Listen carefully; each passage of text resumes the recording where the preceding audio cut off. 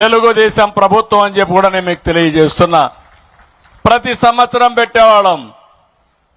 DS అనేది కంపల్సరీగా పెట్టేవాళ్ళం.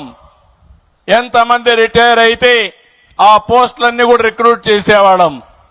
భవిష్యత్తులో కూడా హామీ ఇస్తున్నా.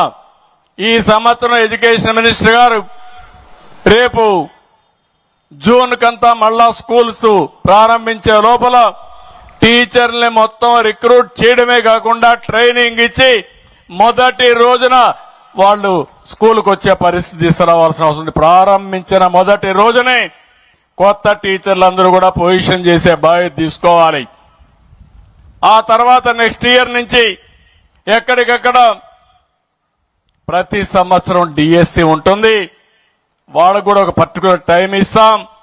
అవన్నీ ఇచ్చి మళ్ళీ కొత్తగా సంవత్సరం క్యాలెండర్ స్కూల్స్ ప్రారంభించే ముందే వాళ్ళందరినీ కూడా పొజిషన్ చేస్తాం.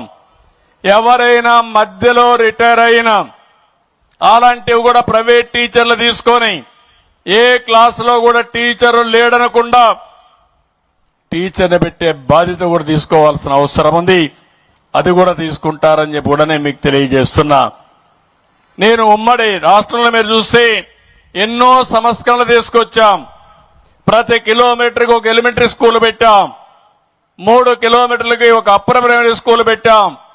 5 కిలోమీటర్లు ఒక హై స్కూల్ పెట్టాం. మండలంలో జూనియర్ కాలేజీ పెట్టాం.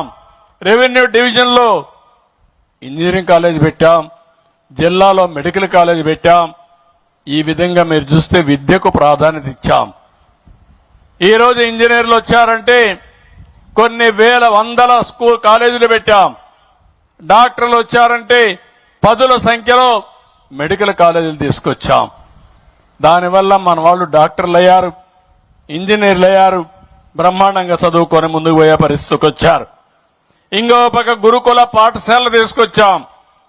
పేద పిల్లలకు రెసిడెన్షియల్ స్కూల్స్ తీసుకొచ్చాం. ఇంకో పక్క ఆడబిడ్డలకి ఫస్ట్ టైం మీరు ఒకసారి చూస్తే గర్ల్ చైల్డ్ ఇన్సూరెన్స్ స్కీమ్ తీసుకొచ్చి 5,000 రూపాయలు బ్యాంకులో డిపాజిట్ చేసి వాళ్ళ చదువుకు జీవితంలో సెటిల్ కావడానికి ఆ రోజు డబ్బులు ఇచ్చాం. ఇంకో పక్కన ఆడబిడ్డలకు పెళ్లిళ్లకు కూడా ఆర్థిక సహాయం